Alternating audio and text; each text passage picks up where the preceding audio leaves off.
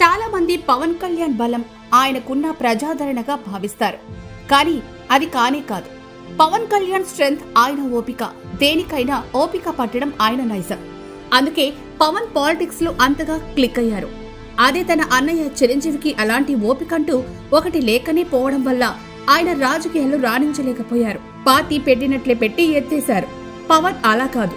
2014లో ఆయన నేరుగా ప్రత్యక్ష రాజకీయాల్లోకి వచ్చేలేదు. నాటి టీడీపీ బీజేపీ కూటమికి మద్దతు ప్రకటించారు. అంటే ఒక వ్యక్తి నిలుచున్న వాడల్లా పడుకోలేడు. నిదానంగా కూర్చుని ఆపై ఎలా పడుకుంటారో అలాంటి వ్యవహారం అన్నమాట. ఆ తర్వాత 2019 ఎన్నికల్లో ఒంటరిగా పోటీ చేసి తాను సైతం 2 చోట్ల ఓడిపోవడం, ఆపై తన పార్టీ తరపున గెలిచిన ఒకే ఒక్కడు రాజోలు ఎమ్మెల్యే రాపాక వరప్రసాద్ వైసీపీలోకి వెళ్లినా తన కౌంట్ 0 అయినా జనం ముందు మొహం చూపించుకోలేని పరిస్థితి రావడం. అయినా సరే తాను ఎలాగలా ఆ 5 ఏళ్లు నిలబడి కలబడి ఆపై 2024లో తిరిగి పొత్తు కలుపుకొని 100కు 100% విజయం సాధించడం ఒక సుదీర్ఘ చరిత్ర. చాలా మంది అప్పటి వరకు అన్న మాట ఏంటంటే పవన్ కసలు రాజకీయాలే తెలియవని. కానీ ఆయన తన పంథాలో తాను చేయాల్సిన రాజకీయ ప్రయోగాలన్నీ చేసేశారు. ఒకసారి మద్దతిచ్చాం, మరోమారు ఒంటరిగా పోటీ చేశాం. మనం ఒంటరిగా పోటీ చేయడంతో 2009 నాటి రిజల్ట్స్ వచ్చాయి. అప్పట్లో తన అన్నయ్య కారణంగా తిరిగి వైఎస్ఆర్ ఎలా రెండోసారి గెలిచారో 2019 ఎన్నికల్లో వైఎస్ఆర్సీపీ కూడా అలాగే గెలిచింది.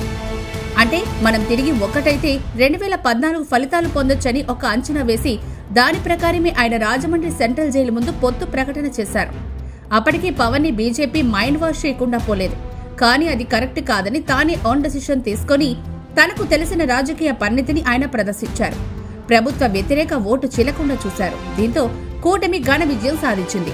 ఒకప్పుడు 2 చోట్ల పోటీ చేసి ఓడిపోయిన పవన్ తర్వాత 100కు 100% ఫలితాలతో విజయ డంకా మోగించి ప్రస్తుతం 21 ఎమ్మెల్యే, 2 ఎంపీ, ఆపై మరో 2 ఎమ్మెల్సీలతో ఇదిగో సేనతో సేనాని వంటి విజయ గర్వంతో కూడిన సభలు, సమావేశాలు నిర్వహిస్తున్నారు.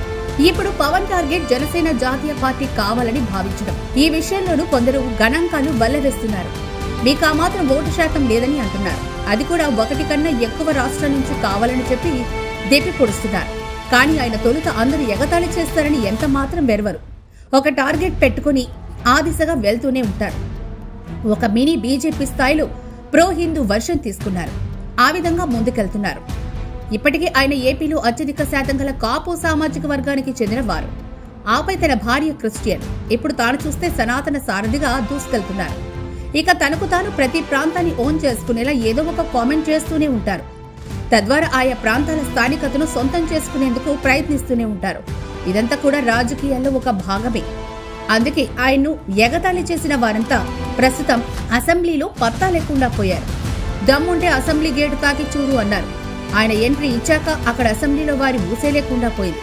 దీనంతటికీ కారణం ఆయన దగ్గర టన్నుల కొద్దీ ఉన్న ఓరిమి, భూదేవికి ఉన్నంత ఓపిక. ఇదే పవన్ ఆయుధంగా చెప్పాలంటారు పలువురు పొలిటికల్ అనలిస్టులు.